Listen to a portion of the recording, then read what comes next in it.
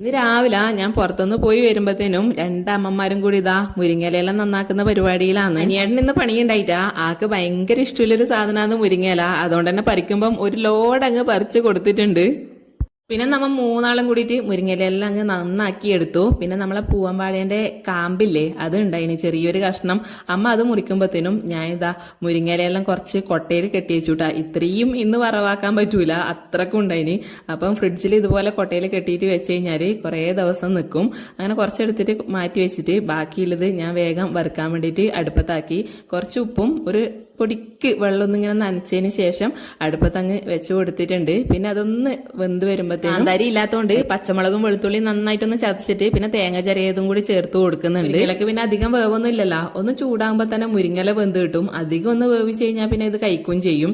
പിന്നെ വേഗം നന്നായിട്ടൊന്ന് ഇളക്കി ആ ഒരു കട്ടയെല്ലാം അടച്ച് നല്ല പൊടി പൊടി പോലെ ആക്കിയതിന് ശേഷം പച്ച വെളിച്ചെണ്ണ ലാസ്റ്റ് ഒന്ന് നനച്ചു കൊടുത്തു. നമ്മൾ നേരത്തെ കാമ്പ് മുറിക്കുന്നത് കണ്ടിട്ടേ അത് നല്ലൊരു പെരക്കാക്കാൻ വേണ്ടിയിട്ടാണ് കേട്ടാ.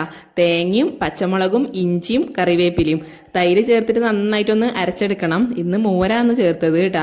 പിന്നെ ലാസ്റ്റ് കടുകും കൂടി ചേർത്തിട്ട് ജസ്റ്റ് ഒന്ന് പൊട്ടിച്ചെടുക്കണം. പിന്നെ നന്നായിട്ട് ചെറിയ പൊടി പൊടിയായിട്ട് അരിഞ്ഞ കാമ്പിലേക്ക് ഉപ്പും കൂടി ഇട്ടിട്ട് നന്നായിട്ടൊന്ന് പെരക്കി വെച്ചതിന് ശേഷം നമ്മൾ അരച്ച ഈ അരപ്പും കൂടി ചേർത്ത് കൊടുത്ത് ആവശ്യത്തിന് തൈരും വെള്ളവും എല്ലാം ഒഴിച്ചു കൊടുത്തിട്ട് നല്ല ഈ ഒരു രീതിയിൽ ആക്കിയെടുക്കണം. അവസാനം കടുവും കറിവേപ്പിലയും വറ്റൽമുളകും കൂടി വറുത്തിട്ട് കഴിഞ്ഞാൽ നമ്മളെ കാമ്പ് പെരക്ക് റെഡി.